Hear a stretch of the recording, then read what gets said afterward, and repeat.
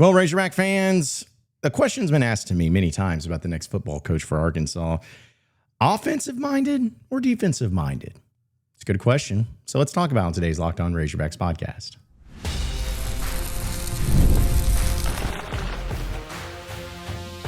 You are Locked On Razorbacks, your daily podcast on the Arkansas Razorbacks. Part of the Locked On Podcast Network, your team every day. And welcome into Locked On Razorbacks podcast. I am your host, John Nabors. I am also the host of Inside Arkansas Live, which you can catch every weekday starting at noon on Inside Arkansas and InsideArkansas.com. Today's episode is brought to you by FanDuel. Right now, new customers can bet just $5. And if your bet wins, you'll get $300 in bonus bets to use across the app. Download the app today. Hope everybody's having a wonderful Wednesday, halfway point of the week. We'll talk a little Razorback basketball and about these two freshmen, something specifically about them, as well as something that Dabo Sweeney said. Yeah, well, I know it's kind of crazy that we'll talk about that on an Arkansas podcast, but very important thing, and I feel like it's something that more coaches and more players, administrators, everybody needs to come out and talk about. But either way, continuing on coaching search themes, because that's what I think most of you want to hear about and want to know about. And there's always an idea of that. Hey, every day there's an update. Every day there's an update, and that's not necessarily the case. There's a lot of behind the scenes on this. There's a lot of things being done. And as I've said before, and I'll continue to say it again in case you're one of the new subscribers or the new people on here, like if there's something that's to be said or talked about or relayed, I will do so. I'm not going to be just holding out information from you all, I promise. But either way, I do think that it's still fun to talk about, particular coaches and certain ones that would fit. And that's why on Inside Arkansas, we've been doing the making the case for certain coaches, whether it's good or bad, if we feel like they do a good job or not. And it's funny to see how some people, not everybody, but some people really, really get very adamant about the coaches that they want and certain individuals. And in some cases, it could be about the resume or whatever. But I think a lot of people get in their minds of, do you want the offensive-minded or the defensive-minded coach? Now, you could take it into another step of, do you want the manager type of head coach, that just hires great assistants and lets them do their thing, which I think, honestly, say what you want about the man, Sam Pittman did that. And I think that was one thing that he did a really good job at. Now, did he hire the best coaches for the right rosters and all that? That can be discussed, that can be determined. But I think overall, people felt like there was some really good times that he made some really good hires and allowed him to coach and didn't undermine or didn't micromanage or anything like that, which again, maybe there should have been times he should have, but overall he didn't really approach it that way. And so as that aside, because I don't know if people want to look at it that way, at Arkansas, does it matter if you have an offensive-minded or a defensive-minded coach? Does it matter if one looks like the other? Does any of that matter? Well, I'm going to put it to you like this. The easy answer and the sexy answer is to have an offensive-minded coach. And to me, that is the right answer for Arkansas. Because at the different levels that you've seen Arkansas and have some of their most success in, it's always come along with the best offenses. Petrino, I would say, is the coach that's had the most success here this millennium while being at Arkansas. And guess what? He's an offensive-minded coach. But that's also on the other side of it. The worst coach that you've had this year was supposedly, or this millennium is supposedly an offensive-minded coach in Chad Morris. So I guess you have to be at least good at something. But that's the kicker, is that some people try to, justify one coach. Well, is he defensive-minded or offensive-minded? Is he good at one thing or good at the other thing? Why can't he be good at both? Why can't that be the driven decision?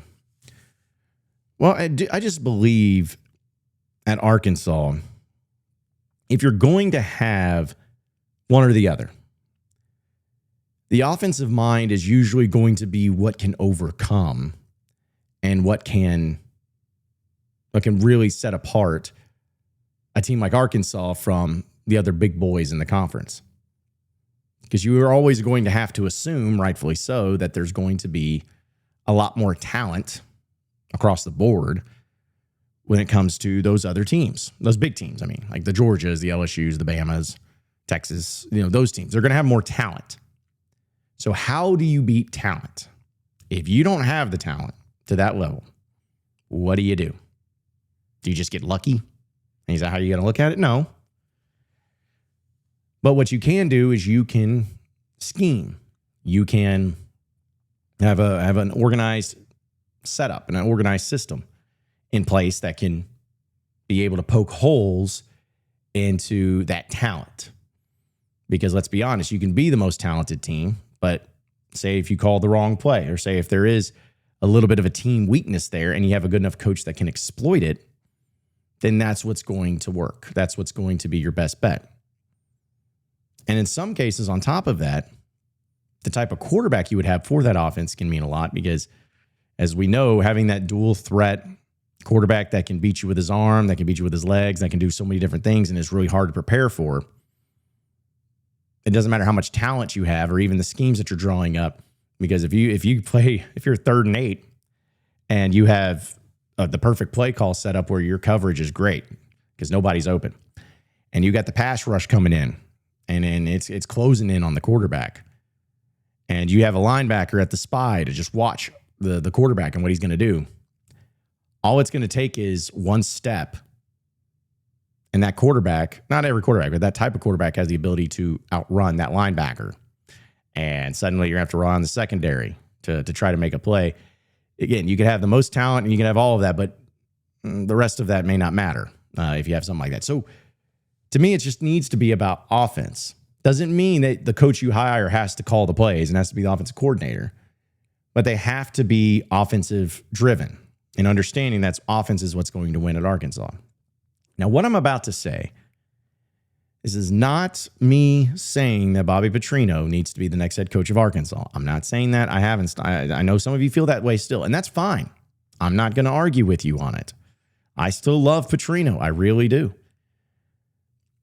But what made Petrino successful at a place like Arkansas was he was not only just a phenomenal offensive play caller, but it was a matter of understanding how you win with not as much talent as the other teams.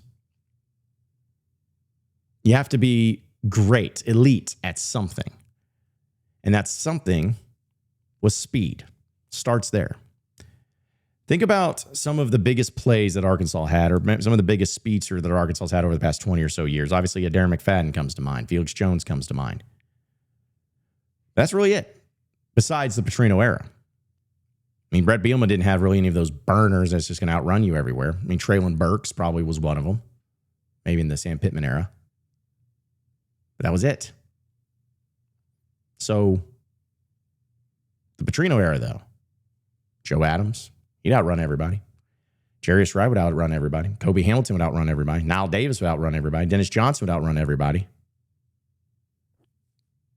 We saw those big plays by those guys. We saw the speed. We saw it all the time. So why were so many of them there with Petrino? Was it just a coincidence? Well, I mean, possibly. He did get very fortunate with having some of those great wide receivers coming out of Warren and everything, like Jarius Wright and like Greg Childs.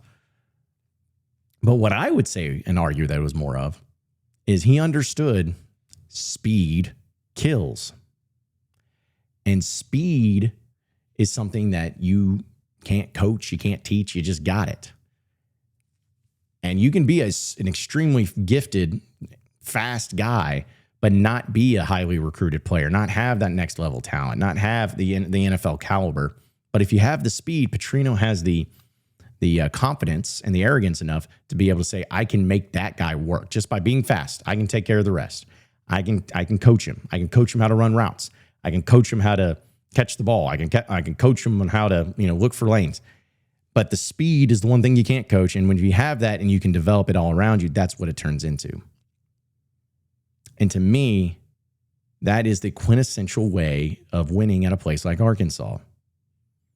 Again, you're not going to have, because everyone wants that talent. Everyone wants, the Derrick Henrys of the world who's massive and has power, speed, strength, everything to go involve. But that's not going to be happening that often.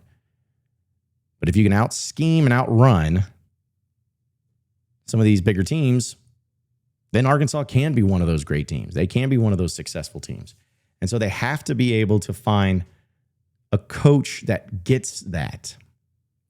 And Brett Bielema is a great example. He thought he could come in here and be out Bama, as they used to say, and, be bully ball, line up with 18 offensive linemen and just run it down your throat and you just get worn down.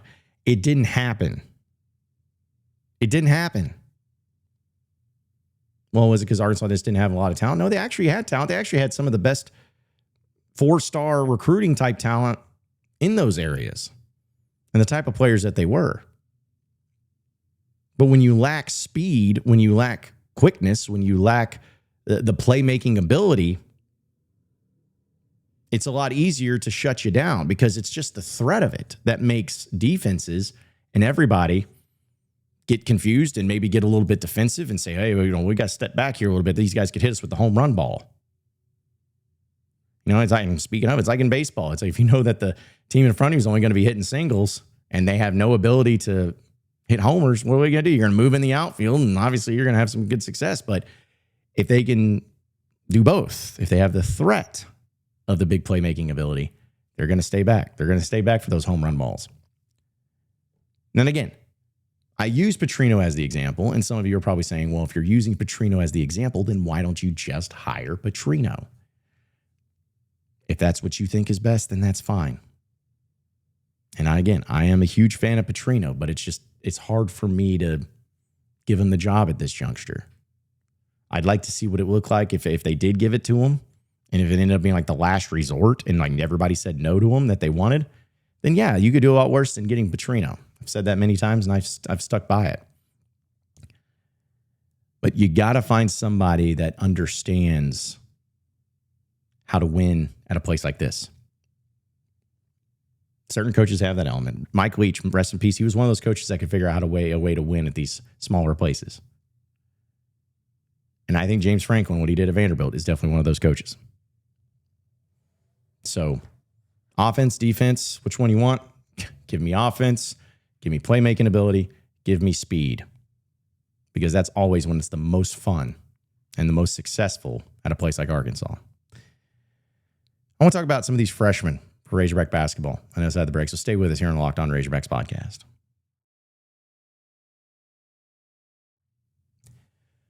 All right, Razorback fans, we know college basketball is in full swing. The NBA is back, and there's no better place to get in on the action than FanDuel, the official sports betting partner of the NBA. Even if you miss the start of a game and want to ride the hot hand, FanDuel has live bets on everything from who will score next to fourth quarter comebacks. Plus, you can even combine your live bets into a same-game parlay for a shot at a bigger payout. It keeps every game exciting, especially when your team's making that late push. Right now, FanDuel is giving new customers $300 in bonus bets when your first $5 bet wins. So go to FanDuel.com to sign up today and play your game with FanDuel, the official sports betting partner of the NBA.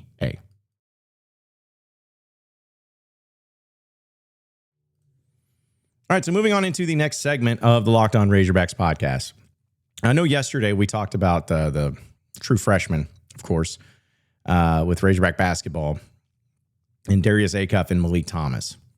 And what's funny is, I felt even bad, but Isaiah Sealy, the other freshman, he was also in a double-digit scorer. So you had 4 double-digit scores, and 3 of them were true freshmen. It's funny how that played out. But I started looking back on the highlights of this team and in this game against Southern. And man, was that fun. That was a lot of fun to watch that. Just knowing that you have that level of a talent and you have them in multiple places, like what you do with these 2 freshmen, is just awesome. So when I started watching that, and the more I started diving into it, I was like, okay, so how does this compare, or will it compare to anything else that we've seen in Razorback basketball history as far as a duo? We've seen triplets. No, Ron Burr, Marvin Delph, Sidney Moncrief, know that. Or Todd Day, Lee Mayberry, Oliver Miller, seen that. But the only other thing that maybe you could really argue as far as duos go would be the Corliss and Scotty deal. Comparatively speaking, they're a duo. Now, I want to be clear when I say this. I am not saying that these two freshmen are going to be better than Corliss and Scotty. I'm not saying that. Corliss and Scotty played 3 years together, won a national championship and played for another. And Scotty Thurman hit the biggest shot in Razorback history and maybe the biggest play in Razorback history. So I'm not doing that. But I am saying talent-wise, upsell-wise, or as far as I'm trying to say. As far as the overall like ceiling that they have. I mean, that's the way to put it. It's hard to argue that they may have the most. These are two guys that are probably going to be drafted, if they keep this up, at least in the top 5, top 10 of the draft. They aren't perfect, but they don't have many weaknesses. They have an incredible gift as to when, and now you're seeing why they're some of the best players that Cal's ever had and that Arkansas has ever had on their roster too. So how's it going to look when they continue on with this? And what could it become? What could it be the potential? Well, I don't know if I want to sit here and say, oh, well, I think this guy's going to average 20 points a game and this guy's going to average this many assists and it's going to go this far or whatever. Because here's, as much as I love those freshmen and how great they are, here's the one thing that makes me so much more excited about them this year than maybe I would be for some other year, is that they have the complementary pieces to help make them great. This isn't one of those deals where, a few years ago with Arkansas, when they had that great freshman class come in, you had Moses Moody, KK Robinson, but he didn't play, Jalen Williams, Devo Davis, really fun, great team. But it was like you had to have Moses do what he would do nonstop. And then after that, it was like Justin Smith a little bit, maybe JD Notte coming off the bench. But like that was it offensively for the most part. But when you have these two guys, these two freshmen who are phenoms, I mean, again, next level phenoms mixed in with the rest of the team who are really pretty dadgum good too.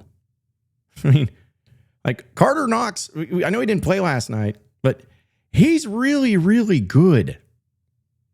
Billy Richmond is really good. TREVON Brazile is really good. Nick Pringle is really good. Malik Ewan's really good. You have a lot of DJ Wagner, really good. These are really good players. Does that mean they're all going to go to the NBA? Does that mean they're all going to average this, that, and the other? No. But I'm telling you that that's the biggest and best complementary piece that you could ever have, especially if you're a true freshman, is to have seasoned, experienced guys, especially bigs down low. And think about complementing those guys with a highly regarded and highly experienced point guard like DJ Wagner.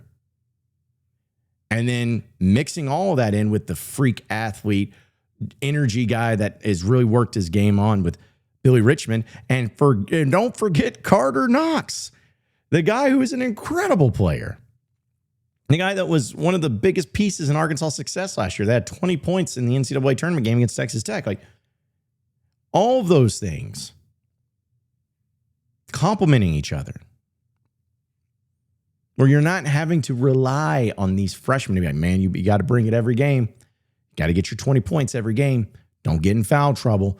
If stuff goes badly, you got to keep shooting, because we need you to get 20 shots up per game. You don't have that. Hey, if Malik Thomas or Darius Acuff, it's just not their night, that's okay. Happens. Somebody else step up, because you have people who are perfectly capable of stepping up. Because how I've always looked at it is, say against Michigan State. This will be my example. Say against Michigan State. I told you that Arkansas had a player go for 20 points. Right, okay. But it wasn't Malik Thomas and it wasn't Darius Acuff. Would you sit there and be like, whoa, that sounds ridiculous? No. Because if it was TREVON Brazile, would you be shocked? No. If it was KARTER KNOX, if he plays. But if it was KARTER KNOX, would you be shocked? No.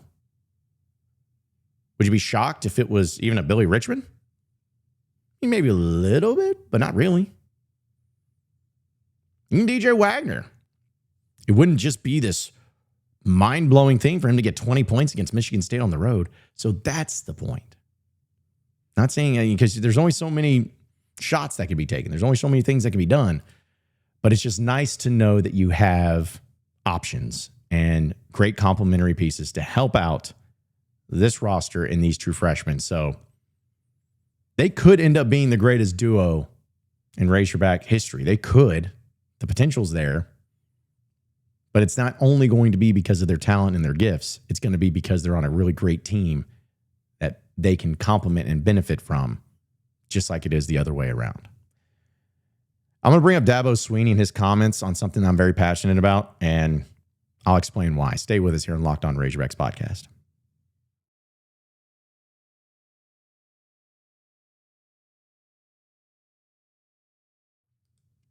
Okay, so final segment here on the Locked On Razorbacks podcast. Okay, so I'm going to bring this up about DABO Sweeney, and some of you may like it, and some of you don't. I honestly, Dabo, I guess, like lukewarm on. Like I don't hate him. There's been stuff that I've disagreed with him on, but I don't hate him. And I also don't think he's the best thing ever. I don't love him. He's fine. He's whatever. He doesn't bother me. He's obviously a good coach. He's won 2 national championships and played for a few others and has been pretty consistent. I know it hasn't been the same now than it was, but then again, who is? So, I've got to respect him for it. But we know that he got fined this past weekend because he was critical of the officials in college football. And honestly, I respect him for it, because I think that if things happen, especially, it's not, you don't want to do it all the time because then you kind of lose it a little bit. But if it's something that you feel is justified and you just make a comment, you're going to get fined, you're going to lose money, and you do it anyways, I appreciate that, because it's like your message is a bigger deal than losing your money. But either way, he came out and talked about the officials across college football. He says, quote, "In the meantime, we got gambling issues going on, people being suspended, all that kind of stuff, right? Yep. I mean, refs are people too. It ain't just coaches and players. And if they're part of the game, then by God, they ought to be a part of the game, and they ought to be a part of the accountability. They ought to be a part of the consequences, not just some shadowy, not just behind some shadowy curtain. Like, no, they have to answer for it." And I'm glad that he has said this, because this is something that's been a growing deal. I know like media members have said it. I've said it about the accountability that needs to be happening with officiating, especially with what Arkansas went through this past week with that Vendetta crew. Like, those things have to be, there has to be a better way to hold people accountable. And I think that sometimes, whether it's the leagues or the conferences or whatever, and that why they're really hesitant to do these things, is because they think that it's just to go get them. It's just a gotcha moment. That's all people want to do, is just rip officials and yell at them and scream at them and all of that. Like, no, that's not what it is. Fans may want that, but that's not what I want. I just think that if everybody else has to be held accountable, then hold them accountable. At the very minimum, if you're not going to do a press conference, because that was always my idea, is just press conference where people can ask questions. But if you're not going to do a press conference like that, okay, then you need to be very transparent and have out there and put out, whether it's conference or whatever, hey, this is the grade out for this official or this crew. This was what went wrong. This was bad. And if it goes badly, here's the consequence of it. Is it a suspension? Is it a fine? Do you take them off games? Whatever it is. But the problem is that when you, as he puts it, Dabo puts it, like hiding behind a shadowy curtain, me, you, a lot of us just start getting even more angry, because they're like, they could just be asked, hey, Frank, you had a horrible game this past week. You made a bunch of terrible calls. Well, all right, see you next Saturday at a bigger game. I mean, that's how it comes across, is that there's no accountability.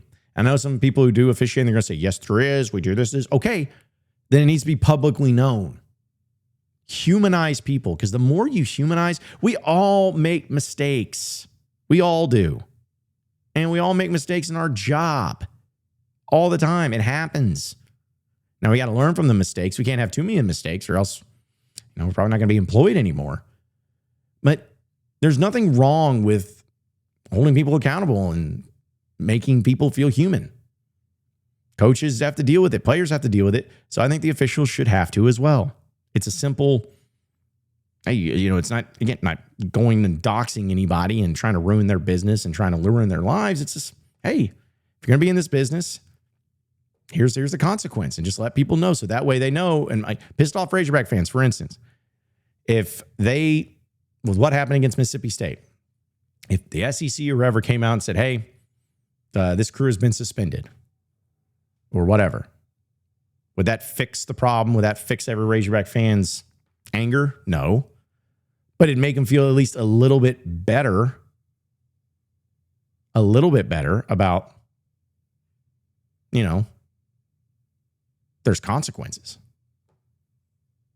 That's what it needs to be. So either way, I agree with Dabo Sweeney is really what it comes down to. I don't know why, but I do. Appreciate each and every one of you listening in and watching into the Locked On Razorbacks podcast. Be sure to like and subscribe to the podcast on iTunes or on Google Play. You can also get after me on Twitter, John Nabors Show, for any questions, comments, concerns you may have. Keep it going from there. Same podcast time, same podcast channel tomorrow afternoon. Have a great day, everybody. See you then.